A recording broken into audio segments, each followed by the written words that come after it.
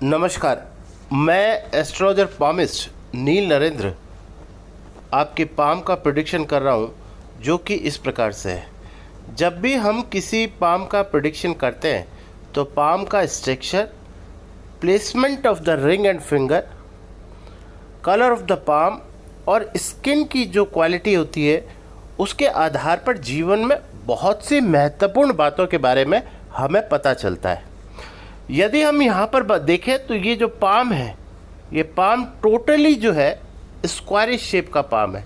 Squarish shape का palm का मतलब होता है कि रेक्टेंगल शेप का पाम है, यानी कि ये आयताकार, जिसे हम कहते हैं आयताकार हथेली बोलते हैं इसे, यानी कि रेक्टेंगल शेप की हथेली है। और रेक्टेंगल शेप की हथेली जो होती है वो लाइफ के अंदर व्यक्ति को बहुत बड़ी अथॉरिटी पोजीशन देती है। अथॉरिटी पोजीशन का मतलब होता है, अथॉरिटी का मतलब होता है बहुत जल्दी ऐसे लोग बहुत से लोगों पर शासन करते हैं।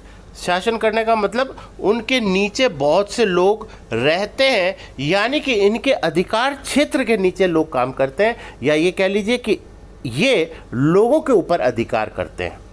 ये रेक्टेंगल यानी कि आयताकार हथेली का प्रमुख पामिस्ट्री का एक रूल है। बाकी अगर हम फिंगर्स की बात करें तो देखिए, फिंगर्स की स्ट्रेटनेस जो है वो बहुत ज़्यादा स्ट्रेट फिंगर्स है, यानी कि किसी भी फिंगर का टिल्टेशन किसी भी फिंगर की ओर बिल्कुल नहीं है। अगर थोड़ा सा हम टिल्टेशन की अगर बात करें भी तो ये मात्र थोड़ा सा टिल्टेशन अगर है तो ये है आपकी जुपिटर फिंगर का मिडिल फिंगर की ओर, यानी कि इस फिंगर की ओर। ये व्यक्ति को थोड़ा स्पिरिचुअल बनाता है, यानी कि उम्र के बढ़ने के साथ साथ व्यक्ति भगवान के प्रति स्पिरिचुअल, यानी कि थोड़ा थोड़ा भगवान के प्रति उसे एक विश्वास पैदा होने लगता है, और यानी वो भगवान पर एक तरीके से भरोसा करता है। हाथ के अगर मैं स्किन की क्वालिटी की बात करूं, कि जैसा कि मुझे हाथ इस पिक में दिखाई दे रहा है, ये बहुत ही चिकना हाथ है। चिकना का मतलब होता है कि ठीक वैसे जैसे कि हम किसी कैरम बोर्ड के पाउडर को अपने हाथ में लगा लें और उसके बाद हम हाथ को स्पर्श करते हैं तो किस तरीके का अनुभव हमें होता है, ठीक वैसा ही अनुभव अगर हम इस हथेली के ऊपर अपना हाथ फेरेंगे तो हमें महसूस होगा कि हाथ बहुत ज़्यादा चिकना है। चिकना हाथ होना अपने आप में एक बहुत ही, आप यूँ कह लीजिए कि एक अच्छी दूरदर्शी व्यक्ति की पहचान है। ऐसे लोगों के अंदर दूरदृष्टा योग होता है, यानी कि इन लोगों को जीवन में आने वाली घटनाओं के बारे में पहले से थोड़ा थोड़ा आभास होने लगता है कि चीज़ें गलत चल रही हैं या ठीक चल रही हैं। यानी कि अगर व्यक्ति इनसे राय ले तो ऐसे लोगों की राय अक्सर दूसरे के लिए बहुत मददगार साबित होती है, और ऐसे लोग राय भी जब देते हैं तो बिल्कुल निरपेक्ष भाव से देते हैं, यानी बिना किसी लाग लपेट के देते हैं या बिना किसी अपना फ़ायदा सोचते हुए देखते हैं, यानी कि समस्त रूप से सामने वाले व्यक्ति के कल्याण का भाव रखते हुए ऐसे लोग जब अपनी बात को कहते हैं तो वो बात फलीभूत भी हो जाती है। यानी ये एक बहुत अच्छी बात है जिसके बारे में मैं आपको बताना चाह रहा हूँ।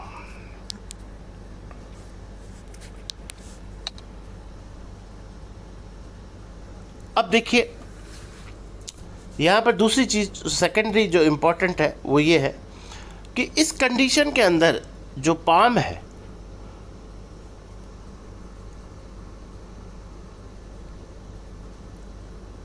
अब अगर आप देखेंगे तो गौर से देखेंगे तो इनकी लाइफलाइन जो है वो बहुत ज़्यादा प्रॉम्प्ट है। लाइफलाइन का इतना प्रॉम्प्ट होना व्यक्ति के दीर्घायु का संकेत है। दीर्घायु का मतलब हुआ कि ऐसे लोग कम से कम 85 वर्ष तक जीवित रहते हैं, कम से कम, यानी कि इनकी उम्र जो होती है वो 85 से 90 के बीच में होती है। यानी आयु की अगर हम बात करें तो 85 से दीर्घायु बोलते हैं। अकल्ट साइंस की भाषा में इसे बोलते हैं दीर्घायु योग, यानी कि ऐसे लोग काफ़ी लंबा जीते हैं और स्वस्थता के साथ जीते हैं। दूसरी चीज़ अगर आप देखेंगे कि इस हाथ के अंदर आप देखेंगे कि जितनी प्रॉम्प्ट या जितनी प्रमुखता से ये आपको लाइफलाइन दिखाई दे रही है, उतनी प्रमुखता से आप देखेंगे कि इनकी हार्ट लाइन और माइंड लाइन दिखाई नहीं दे रही। इसका मतलब ये हुआ कि ऐसे लोग जो है वो जीवन में किसी के प्रति इनका जो प्रेम भाव होता है वो बहुत ज़्यादा ये दिखाते नहीं हैं। यानी कि ये दुनियादारी को के हिसाब से ज़िंदगी को नहीं जीते, ये जीते हैं सिद्धांतों के आधार पर। ये बाहर की लाग लपेट पर विश्वास नहीं करते। इनको जो चीज़ करनी होती है ये अपने मन से उसके लिए कर देते हैं, और ना ही इन्हें किसी सम्मान की इच्छा होती है कि मेरे की हुई बात का कोई आदर करे या सम्मान करे, क्योंकि ये इस बात को इस तरीके से कभी सोचते ही नहीं है। हार्ट लाइन और माइंड लाइन का इस स्टेज पर बहुत ज़्यादा नज़दीक आ जाना जीवन में इस क्षण के अंदर, इनके जीवन के अंदर, यानी ये जो मैंने हिस्सा दिखाया है इसके अंदर, इस समय में इनके जीवन के अंदर एक भयंकर स्ट्रेस कह लीजिए या मानसिक तनाव का इंडिकेशन है। यानी जीवन के इस समय में इनके ऊपर भयंकर मानसिक तनाव की स्थिति रही होगी। और अगर मैं बात करूं तो ये समय जो है वो लगभग 64 साल के से लेकर के, और ये लगभग आप अगर अंदाज़ा लगाएं तो 42 साल, यानी कि 42 से लेकर के और जो 63 ये साल जो रहे, ये साल इनसे मानसिक तनाव से भरपूर थे। यानी इनके जीवन में उस समय मानसिक रूप से सदैव कोई ना कोई समस्या बनी रहती थी। दूसरी चीज़ जो इम्पोर्टेंट है वो ये है कि अगर आप देखेंगे कि इनका जो ये वीनस माउंट है, क्योंकि अगर मैं यहाँ बात करूँ तो ये इनका वीनस है और ये इनका है बृहस्पति जुपिटर माउंट इनका इतना बेहतर स्थिति में नहीं है। इसका मतलब ये हुआ कि जुपिटर, और अगर दूसरा अगर इनका आप लेफ्ट हैंड देखेंगे तो लेफ्ट में तो आपको ये फिंगर जो है, जो इंडेक्स फिंगर है, ये बड़ी है with compare to this finger, यानी अपोलो से। और जब इंडेक्स फिंगर इनके प्रारब्ध के आधार पर, क्योंकि लेफ्ट हैंड का है तो उसके आधार पर ही इस फिंगर का बड़ा हो जाना इनके वैवाहिक जीवन में परेशानी का संकेत है। यानी कि अब तो खैर एज ज़्यादा, लेकिन अगर मैं बात करूं पुराने समय की तो इनके जीवन में वैवाहिक जो सुख है उसकी काफ़ी कमी रही। यानी कि ऐसी स्थिति के अंदर जब ये लाइन इतनी बड़ी हो जाती है, यानी ये लाइन जब ज़्यादा बड़ी हो जाती है तो ये संकेत करता है कि आपको वैवाहिक सुख जीवन में प्राप्त कम होता है या नहीं भी होता है। ऐसा भी कभी कभी संभव होता है। हालांकि ये स्थिति राइट हैंड में उतनी ज़्यादा प्रॉम्प्ट नहीं है जितनी कि लेफ्ट में दिखाई दे रही है, फिर भी इसका प्रभाव अगर वीनस के कंपैरिजन में जुपिटर को करें तो ये बहुत बड़ा इनस्टेबिलिटी का है, यानी कि मैरिज लाइफ को इनस्टेबल कर देता है, यानी मैरिज लाइफ को सुखी नहीं बिताने देता। हालांकि एज के हिसाब से अब इस चीज़ की ज़्यादा चर्चा करने का कोई महत्व नहीं है, लेकिन फिर भी ये बात इनके साथ ऐसा होना चाहिए। दूसरी चीज़ अगर हम बात करें भविष्य को लेकर के कि इनके जो आगे आने वाला जो समय है उसके आधार पर मैं चर्चा करूं तो इसके आधार पर मैं आपको ये कह सकता हूं कि निश्चित तौर पर कुछ चीज़ें जो है इनके जीवन में अभी शेष है। शेष का मतलब है बकाया है, और वो बकाया क्या है वो मैं अब आपको एक्सप्लेन करना चाह रहा हूँ कि एक तो इनके जीवन के अंदर बहुत बड़े एक इनको वापस से एक प्रसिद्धि मिलने का योग है, क्योंकि इनके जो देखो मैं आपको निशान बताता हूँ उससे आपको अंदाज़ा लगेगा कि मैं किस निशान की बात कर रहा हूँ। देखिए अगर मैं यहाँ पर एक सर्किल खींच दूँ तो आप इसके नीचे ध्यान से देखिएगा कि इसके नीचे एक छोटा सा ऐसे ट्रायंगल बना हुआ है, और ये बना हुआ है सन माउंट के ऊपर।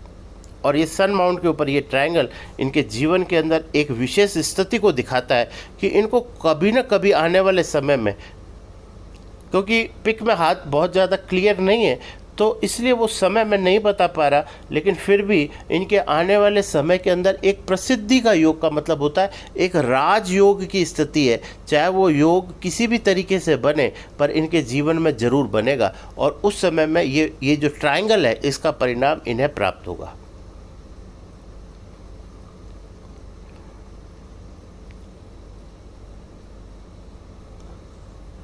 साथ में अगर मैं इस पूरे हाथ की बात करूं तो निश्चित तौर पर मैं कह सकता हूं कि ये हाथ जो है ये अगर इसको हम दार्शनिक कैटेगरी का हाथ होता है, इसको आप यूँ समझ लीजिए कि दार्शनिक का मतलब होता है ऐसे व्यक्ति उच्च कोटि के विचार वाले होते हैं। यानी इनकी जो विचार होते हैं ना वो उच्च कोटि के होते हैं, और इन विचारों को का जो बेनिफिट है ये लोग इनसे उठाते हैं। यानी कि ये इंटरनल रूप से भगवान से गॉड गिफ्टेड जो होते हैं, इनकी जो तर्क होता है, इनकी जो तर्क और के पीछे जो इनका दर्शन होता है, वो दर्शन बहुत महत्वपूर्ण होता है। ऐसे लोग दार्शनिक प्रवृत्ति के लोग होते हैं। और जैसा मैंने आपको बताया कि इस तरीके का हाथ बहुत रेयर मिलता है, रेयर ऑफ द रेयरेस्ट, मतलब रेयर। आपको ऐसा हाथ आसपास भी ढूंढेंगे तो आपको कहीं इस एज में ऐसा हाथ दिखाई नहीं देगा। ये अपने आप में एक विलक्षण हाथ है। या आप कह लीजिए कि ये हाथ जो है, इसको हम एक परिभाषा और है इसकी, इसको हम बोलते हैं, इसमें एक सम्राट योग एप्लीकेबल होता है। क्योंकि इस तरीके की जब लंबाई का हाथ हो जाता है तो एक योग बनता है जिसे हम बोलते हैं सम्राट योग। वो योग या तो यहाँ पर तिल बनने से बनता है, यहाँ पर तिल हो ब्रेसलेट लाइन के ऊपर, और या फिर इस तरीके से लंबा हाथ हो जिसमें हथेली और ये दोनों पूरी लंबाई लिए हुए होती है, और साथ में अंगूठे की स्थिति यहाँ तक और मणि ये फर्स्ट फैलेंस तक। यानी मैं आपको फिर बताता हूँ, देखिए दोबारा से, ये जो फर्स्ट फैलेंस तक मरकरी की ये जो ये फिंगर है, इस फिंगर का इस जगह तक पहुंचना ही बहुत अपने आप में विलक्षण है इस लंबे हाथ के अंदर।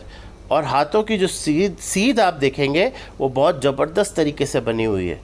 तो मैं ये कह सकता हूँ कि ये अपने आप में एक विशिष्ट लक्षण है जिसे सम्राट योग के अंतर्गत माना गया है। और सम्राट योग का मतलब ये होता है कि यदि व्यक्ति जीवन में सम्राट योग को एप्लीकेबल कर ले अपने जीवन में, तो व्यक्ति को हर वो चीज़ प्राप्त होती है जिसके बारे में उसने कभी सोचा हो। लेकिन इस सम्राट योग की एक समस्या बहुत बड़ी है कि ये सम्राट योग व्यक्ति के जीवन में कई बार मतलब पड़े पड़े ही निकल जाती है व्यक्ति की ज़िंदगी, लेकिन ये एप्लीकेबल नहीं होता। एस्ट्रोलॉजी की दुनिया में या ऑकल्ट साइंस की दुनिया में एकमात्र योग ऐसा है जिसे आपको खुद एक्टिवेट करना होता है।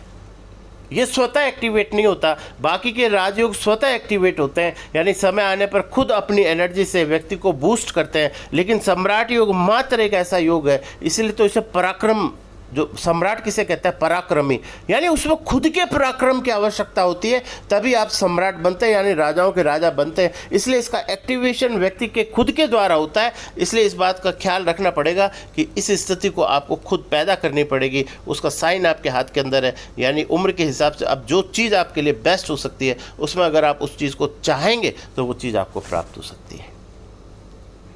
मेरे हिसाब से अगर यही हाथ 20 साल पहले अगर देखा हुआ होता तो मैं इसके बारे में, मेरे प्रेडिक्शन बहुत ही टिपिकल होते और कुछ अलग किस्म के होते। लेकिन उम्र के हिसाब से अगर मैं बात करूं तो अब मेरा ये कहना है कि अभी भी आप इस सम्राट योग को अपने अगर एक्टिवेट कर लेते हैं तो आपकी जो बची हुई ज़िंदगी है वो एक, अब सम्राट योग है तो सम्राट की तरह ही जाएगी। सम्राट का मतलब होता है व्यक्ति अपनी बात, अपने नाम, अपने यश और कीर्ति को प्राप्त करता है।